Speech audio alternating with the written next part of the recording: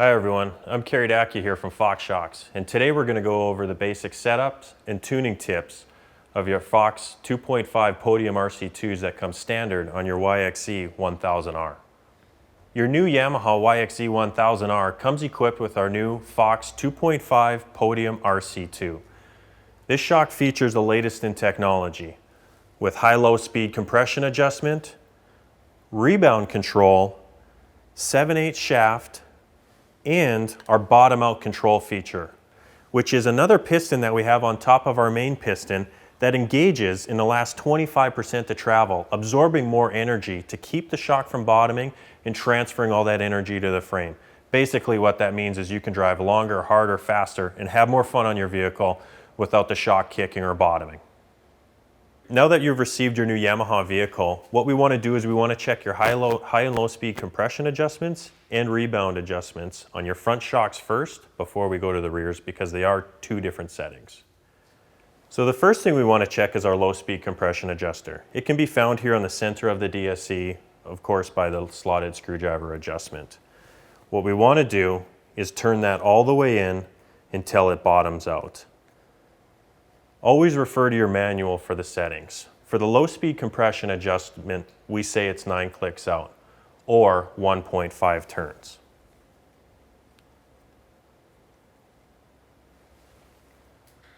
So next we'll check the high speed compression adjustment. If you don't have a socket, you'll simply have to just pop off the black cover, and then you can use your 17mm wrench on top to adjust. Adjustment is the same. We want to turn it in fully until it bottoms, and then we will turn it 2 full turns completely out, or what we say in the manual is 12 clicks, which would be the equivalent.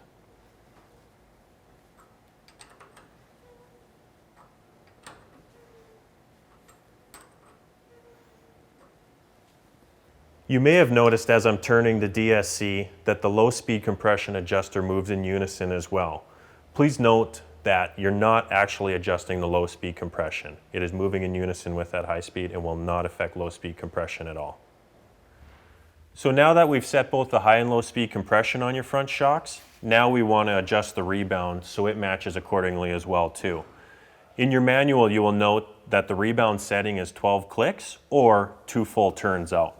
You can find the rebound at the bottom of the shock right above the AR mount. So when we're adjusting the rebound, what we want to do is we want to go in fully clockwise until it bottoms. Now we want to back it out 12 clicks or 2 full turns. So now that we've set the high and low speed compression on the front, now we turn to the rear and we're going to do the same thing. So we'll start with the low speed compression.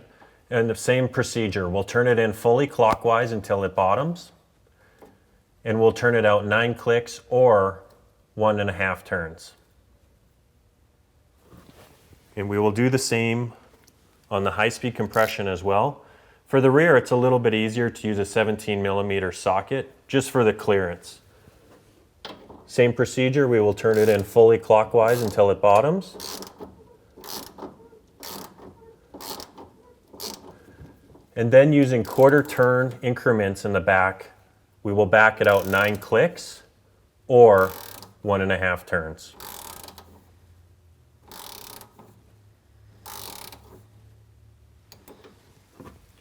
So now that we've adjusted the compression on the rear of the vehicle, now we're going to focus on the rebound. Again, same procedure. We're going to go in fully clockwise until the adjuster bottoms. One thing we want to note too, when you're adjusting the clickers, your first click after backing it out from fully bottom is 0. So that's going to be your 0 indicator, and then from there, you're going to count the turns to 8 clicks out on the rebound for the rear.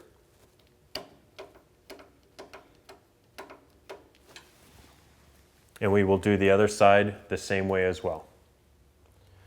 So now that we've set the clickers on your shocks, front and rear, now we're going to focus on ride height. Ride height is the most critical setting on your new side-by-side. To do that, we want to do a few things. First thing, we want to find a flat, level surface, because we're going to measure from the frame to the ground. So we want to make sure that's consistent from the front to the back. Next, we want to move the vehicle back and forth as well. We want to settle those front A-arms so they find a decent setting and push up and down on the front and rear bumpers as well, so we are getting a consistent measurement. We also want to make note, we do not want passengers in the vehicle as well. We want to take this measurement as just how much the vehicle weighs as you were to drive it. The other thing, any accessories that you're going to add, bumpers, doors, winches for example, we want to make sure that those are already installed on the vehicle before we take this ride height measurement. So to check ride height, we're simply going to measure from the frame to the ground in the front, right behind the lower A-arm mount, and the same on the rear, right in front of the rear A-arm mount, lower A-arm mount as well. You want that ride height measurement to be 1 inch to 1/2 inch higher in the front than what we have in the rear of the vehicle as well too. You do want it to sit nose high just slightly. So now we're going to show you how to adjust the ride height on the vehicle. So the first thing we need to do is get the wheels off the ground so the shock is fully extended so we can adjust the spring preload to adjust our ride height accordingly. So we're going to use a floor jack to get those wheels off the ground. Once we have the shock fully extended, now what we'll do is loosen up our preload collars. So on the top collar, we simply will loosen that up using our preload ring tool. It's important to note that we have clean threads here as well too. Should your vehicle be muddy, you want to wash it ahead of time to make sure that all these threads are clean so that the preload collar can spin freely up and out of the way. Now depending on your ride height measurement, for example, maybe it was 13.5 inches in the rear and you want it to be 13.25. What you can do is back off the spring preload in the rear.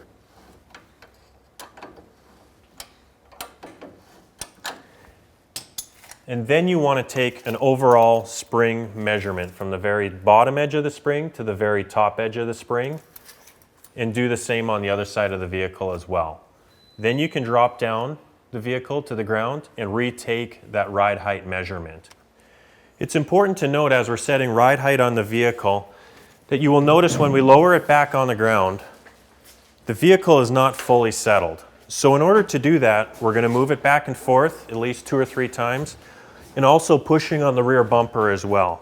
We want that frame to get as low to the ground as possible in its settled position, and we will do it on the front of the vehicle as well. Once everything is completed, you now want to go back and tighten up your preload collar. So now that we've set up your new YXZ1000R, you're ready to go ride. So your manual gave you those baseline settings, and that's what we did here today. So now you're ready to go out there and set it up personally for yourself. So with some of the adjustment features that we have, a couple things to note. Number one, don't be afraid to make adjustments. The clickers are there for a reason. We want you to adjust them. We want you to try and experience what the vehicle is fully capable of. It's important to note that you want to document these changes that you make as well too. And only make one change at a time. If you're going to make a change, just do low speed compression at a time. Document what that change was. Also important to note, when you're making changes on the vehicle, always go over the same terrain at the same vehicle speed. Then come back, make a change, and do the same thing over again. That way you're getting real good feedback and you can understand exactly what your shocks are capable of adjusting and tuning to give you that ultimate ride. So next I want to focus on your dual speed compression adjustment that features both low speed compression and high speed compression control. I want to note that that doesn't mean vehicle speed. It means shaft speed. How fast is that shock actually compressing, not vehicle speed. So your low speed compression control is going to be for your small bump compliance, your rolling bumps, and a lot of comfort. That's going to be your adjustment there. And I encourage you to make a full turn at a time to really feel what that adjustment does. Same on your high speed. Your high speed is going to be your real rapid shock movement. So when you land hard from a jump, when you hit that hard square edge hole, or when you're wide open through a section of whoops, that's where that high speed compression control is really going to come into factor. So don't be afraid to make changes there as well too. Again, to feel that difference between that high and low speed compression adjustment there is. You want more comfort out of your vehicle, that's where that low speed is going to come into effect. And you want more high speed control, you're going faster, more aggressive driving in the dunes, that's where that high speed compression is going to help soak up those bigger hits as well too. In talking about compression adjustment, it's important to note that we do want your shock to bottom out every now and then. This ensures you that you're getting the maximum travel out of the shock itself. So on our Dsc Adjuster, one thing to note, as you go clockwise on the adjustment, you're actually stiffening the shock up. Counterclockwise, you're softening that shock up. So that goes for both adjustments, both low and high speed control. So now I want to talk to you about our rebound adjustment that we have. Rebound affects how fast that shock returns to full extension. So on your rebound adjustment, if you go clockwise with that adjuster, you'll slow down the rebound or the rate at which that shock returns to full extension. And vice versa. As you go counterclockwise with that adjustment, it'll speed up that rate of which that shock returns to full extension. With rebound, you want as minimal damping or control as possible without unsettling the chassis of the vehicle. Should your rebound be too fast, the vehicle will become unstable and kick a lot. If your rebound is too slow, it could result in a packing condition. Packing is when the shock doesn't fully extend before it hits the next bump. You want that shock to have maximum travel and you want it to be fully extended before it hits that next bump. So now that you know what your adjusters do, you're ready to go ride. If you're riding the trails, for example, you're going to want more comfortable settings. That's where these adjusters are nice. You can back out that low speed compression adjustment and have that real comfortable Cadillac ride. Now you're going to go ride the dunes. You want to stiffen up those settings and get aggressive as you go over those sand whoops. Don't be afraid to make adjustments. They're there for you and help you set up your car for your personal preference. It's important to note as well too, just like the oil in your motor, there's oil in our shocks as well too that can break down. We recommend you servicing your shocks once a year on your Yamaha. And if you're racing the vehicle, we do recommend every 10 to 20 hours of rebuilding that shock as well too. Should you have any service questions, tuning tips, or just have any general questions about our products, contact us at ridefox.com. Ride responsibly and have fun out there.